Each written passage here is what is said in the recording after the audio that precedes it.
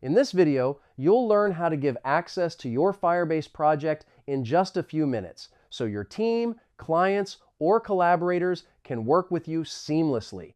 First, go to firebase.google.com and sign in with your Google account. Open your Firebase console and select the project where you want to add new members or grant access to other users. Next, click the gear icon next to Project Overview in the top left corner, then select Users and Permissions. This is where you'll manage everyone who has access to your Firebase project. Now, click Add Member. Type the email address of the person you want to invite, make sure it's a Google account, and then choose the role that fits their responsibilities, like viewer, editor, or owner. After that, review the permissions carefully.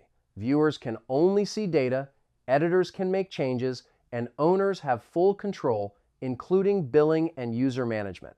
Pick the right role to keep your project safe.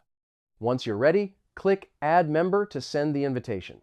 The person will receive an email and instantly get access to your Firebase console with the permissions you selected.